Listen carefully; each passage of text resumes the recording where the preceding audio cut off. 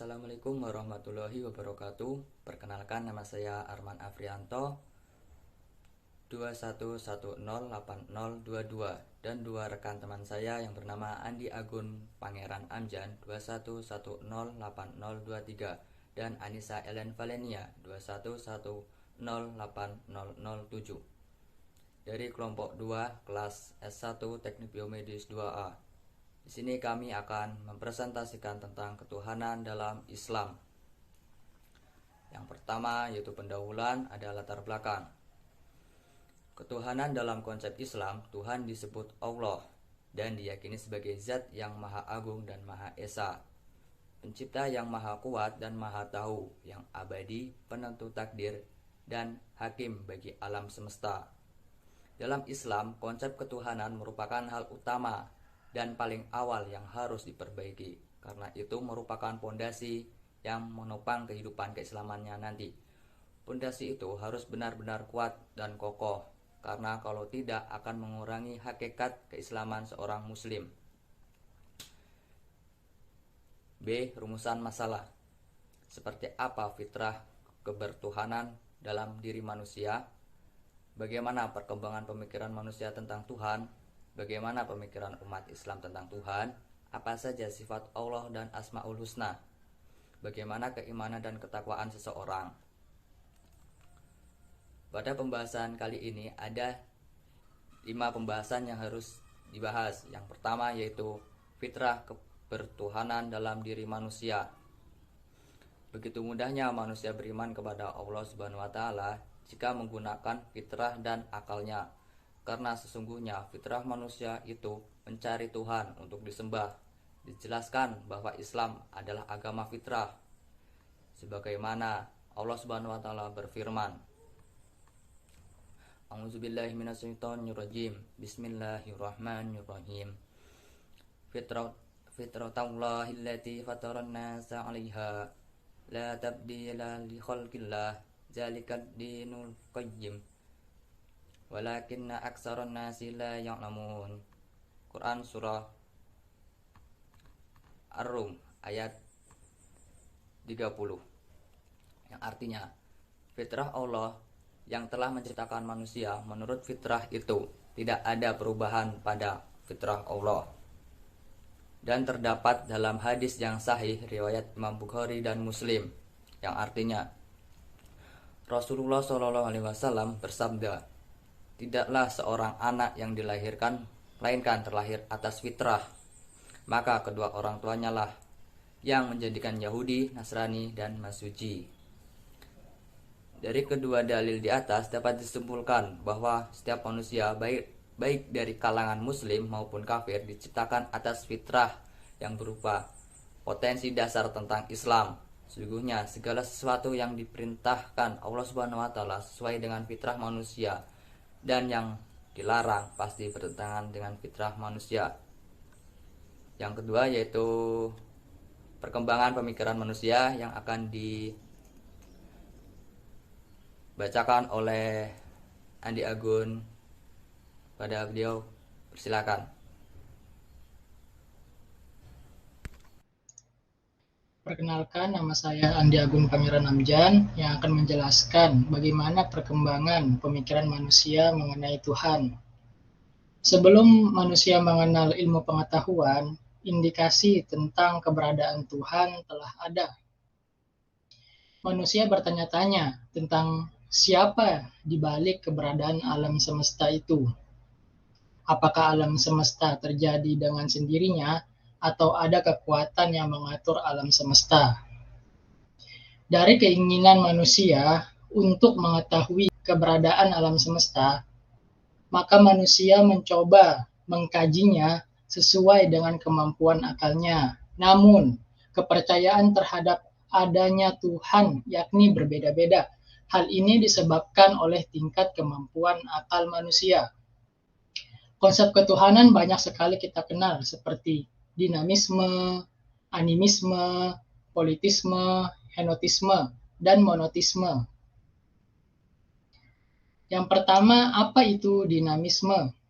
Dinamisme berasal dari bahasa Yunani yaitu dunamos, yang memiliki arti kekuasaan, memiliki arti tentang kepercayaan terhadap benda-benda di sekitar yang diyakini memiliki kekuatan gaib dan berpengaruh pada kehidupan manusia sehari-hari. Kekuatan gaib itu ada yang bersifat baik dan ada yang bersifat buruk.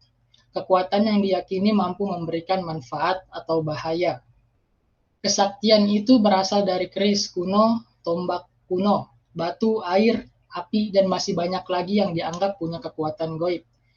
Yang kedua, animisme. Animisme berasal dari bahasa Latin, yaitu anima, yang berarti roh. Paham animisme adalah paham yang meyakini bahwa benda yang tidak bernyawa atau bernyawa memiliki roh. Beberapa dari roh tersebut dipercaya ada yang paling kuat, yang kemudian dijadikan simbol penyembahan dan peribadatan, seperti pohon yang sangat besar atau laut yang luas. Itu semua disembah karena dipercaya ada roh yang menaunginya. Yang ketiga yaitu politisme. Politisme berasal dari bahasa Yunani yang berarti banyak Tuhan. Politisme adalah kepercayaan bahwa ada banyak dewa atau Tuhan. Oleh karena itu muncul kepercayaan terhadap berbagai dewa sesuai fungsi masing-masing seperti dewa matahari dan lain-lain. Lantas bedanya apa dengan dinamisme yang tadi kita jelaskan? Kepercayaan paham politisme terhadap benda berbeda dengan paham dinamisme. Dalam paham dinamisme, alam yang memiliki kekuatan lebih dari kekuatan manusia akan disembah dan ditakuti, seperti matahari dan arus sungai. Tetapi dalam politisme, kepercayaan tersebut tidak lagi kepada benda tersebut, tetapi abstraksi dan fungsi benda itu yang disembah dan ditakuti. Yang keempat yaitu henotisme. Henotisme yaitu paham yang mengakui satu Tuhan untuk satu bangsa, dan bangsa-bangsa lain memiliki Tuhannya sendiri-sendiri. Paham tersebut dianut oleh umat agama Yahudi. Yahweh adalah Tuhan agama Yahudi dan merupakan Tuhan negaranya, tetapi bukan Tuhan bagi alam semesta. Pada waktu masyarakat Yahudi masih pada tahap animisme, dewa kemudian datang dari Bukit Sinai yang bernama Yahweh. Maka Yahweh dianggap Tuhan nasional, menghilangkan Tuhan yang lainnya. Yahweh dianggap Tuhan yang mengalahkan dewa-dewi timur, tengah, dan kemudian menjadi satu-satunya Tuhan. Dan yang terakhir adalah monotisme. Monotisme berasal dari bahasa Yunani yang berarti Tuhan yang tunggal. Monotisme adalah kepercayaan bahwa Tuhan adalah satu dan berkuasa atas segala sesuatu. Monotisme hanya mengakui satu Tuhan untuk seluruh bangsa dan bersifat internasional. Berbeda dengan henotisme yang tadi kita jelaskan, yaitu paham yang mengakui satu Tuhan untuk satu bangsa dan bangsa-bangsa lain memiliki Tuhannya sendiri-sendiri. Contohnya, monotisme yaitu agama Islam yang mengakui Tuhan itu Esa. Seperti itulah perkembangan pemikiran manusia mengenai Tuhan.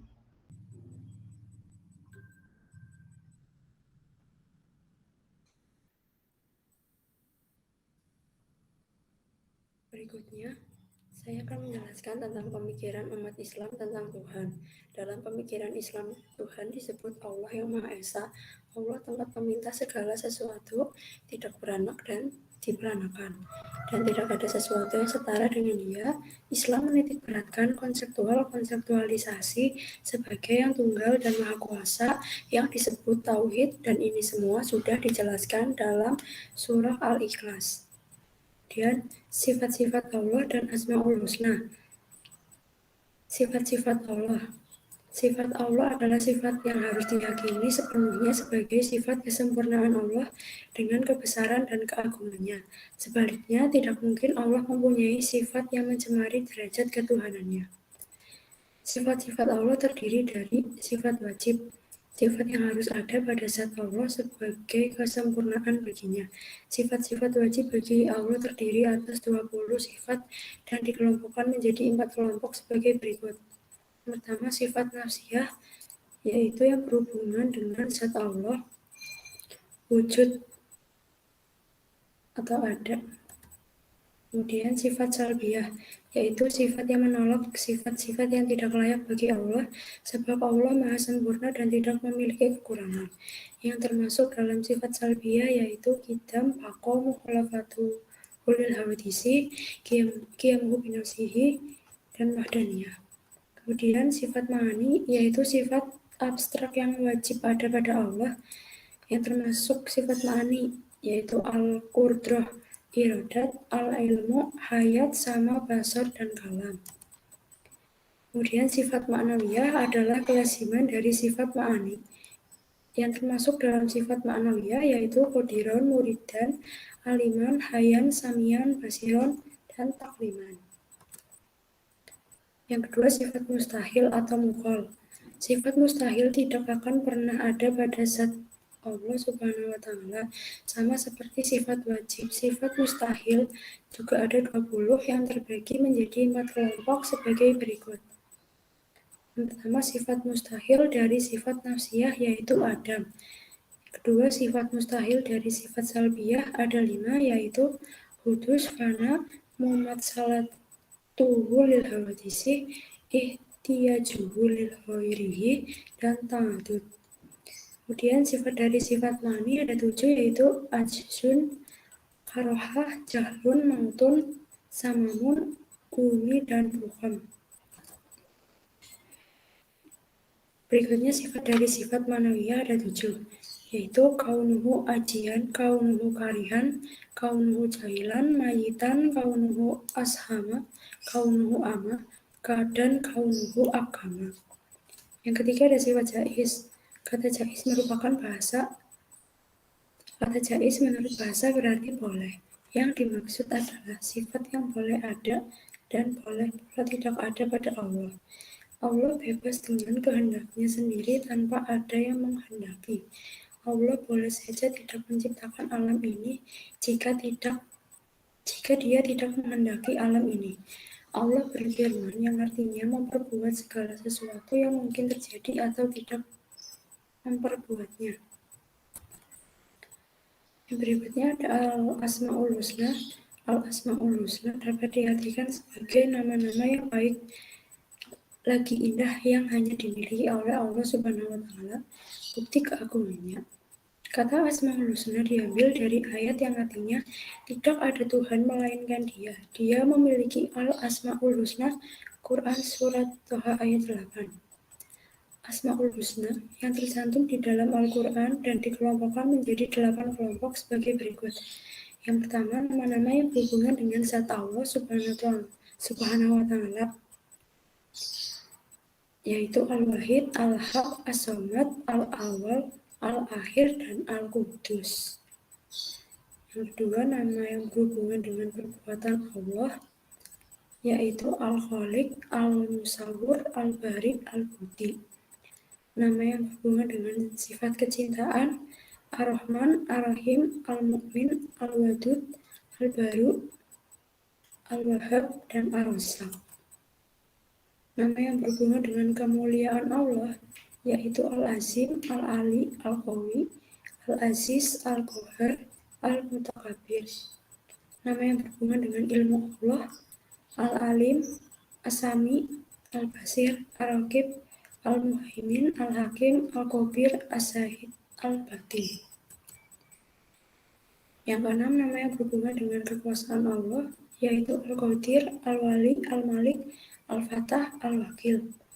Yang ketujuh, nama yang tidak tercantum di dalam Al-Quran, tetapi merupakan sifat yang erat hubungannya dengan sifat atau perbuatan Allah dalam Al-Quran, yaitu Al-Qabid, Al-Ba'id, Al-Mubdi, dan Al-Baqi. Yang kedelapan, nama Allah lain yang diambil dari pengertian nama-nama yang terdapat di dalam Al-Quran, yaitu An-Nur, Ar-Rasyid, Al-Adl, As-Sabur, dan Al-Jalil.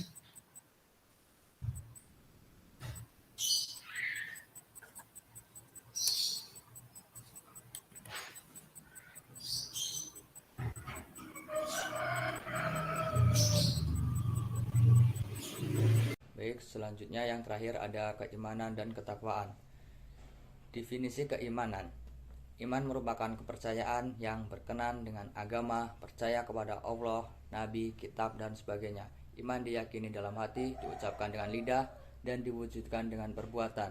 tidak akan sempurna iman seorang hamba sehingga apa yang ada di tangan Allah Subhanahu wa taala tidak dipercayainya daripada apa yang ada di tangan sendiri. Allah Subhanahu wa taala berfirman, allazina yu'minuna bil ghaibi wa yuqimunas sholata wa mimma razaqnahum yunfiqun wallazina yu'minuna bima unzila ilaika wa ma unzila min qablik wa bil akhirati hum yuqinun, yang artinya yaitu mereka yang beriman kepada yang gaib, melaksanakan sholat dan menginfakkan sebagian rezeki yang kami berikan kepada mereka, dan merekalah yang beriman kepada Al-Quran yang diturunkan kepadamu Muhammad dan kitab-kitab yang diturunkan sebelum engkau. Mereka yakin dengan adanya akhirat. Quran Surah Al-Baqarah ayat 3 sampai dengan 4. Selanjutnya ada tanda-tanda keimanan ada dalam diri seseorang.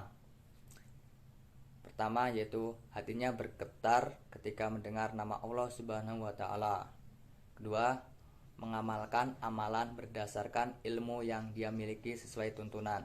3. Melaksanakan sholat dengan khusyuk.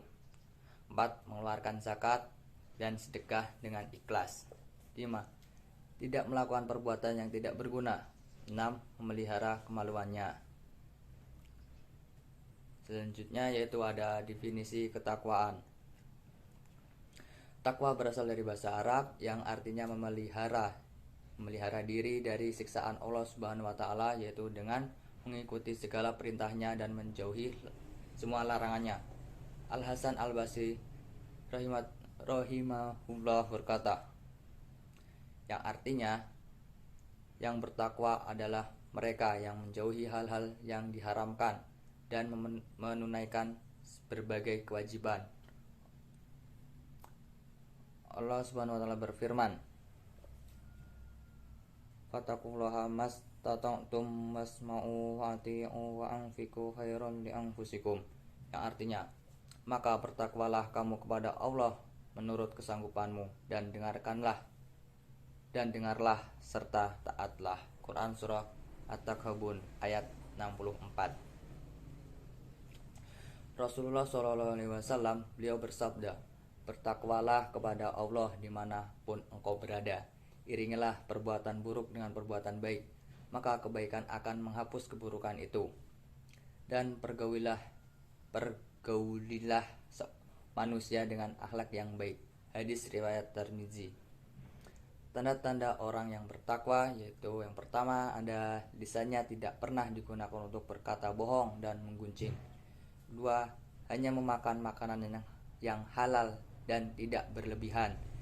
Tiga, pandangannya tidak digunakan untuk melihat yang diharamkan. 4. Tangannya tidak digunakan untuk yang diharamkan. Kaki dan langkahnya digunakan untuk suatu yang baik dan bukan untuk maksiat. Hatinya tidak dipenuhi rasa kebencian dan permusuhan. Terakhir yaitu kesimpulan. Setiap manusia baik dari kalangan muslim maupun kafir diciptakan atas fitrah yang berupa potensi dasar tentang Islam. Manusia merupakan makhluk spiritual yang selalu mencari sesuatu yang ada di luar dirinya yang dianggap sebagai Tuhan. Sistem kepercayaan dimulai dari percaya pada benda yang memiliki kekuatan gaib, yaitu dinamisme. Kemudian benda itu memiliki roh yang disebut ananisme. Kemudian roh itu disembah secara teratur hingga menjadi dewa politisme. Kemudian dewa itu adalah Tuhan yang menguasai satu bangsa yang disebut henotisme. Kemudian fungsi dewa itu merupakan Tuhan yang paling mulia, paling tinggi dan satu-satunya disembah, yaitu monotisme. Dalam pemikiran Islam, Tuhan disebut Allah yang Maha Esa. Allah tempat meminta segala sesuatu, tidak beranak dan tidak diperanakan, dan tidak ada sesuatu yang setara dengan Dia. Al-Asma'ul Husna dapat diartikan sebagai nama-nama yang baik lagi indah yang hanya dimiliki oleh Allah Subhanahu wa taala sebagai bukti keagungannya. Asma'ul Husna sebenarnya ada banyak, tapi hanya 99 nama yang dijelaskan dalam Al-Qur'an. Sebagai makhluk Allah, kita memiliki keimanan dan ketakwaan. Keduanya pula adalah pembeda di antara hambanya. Ketakwaan bagi suatu hamba itu sangat penting untuk memperkuat keyakinan seseorang. Begitu juga sebaliknya, seseorang akan terlihat seberapa besar ketakwaan dia kepada Allah. Sekian presentasi dari kelompok 2. Apabila ada kesalahan dari kata, mohon dimaafkan. Saya akhiri, wabillahi taufiq wal hidayah. Wassalamualaikum warahmatullahi wabarakatuh.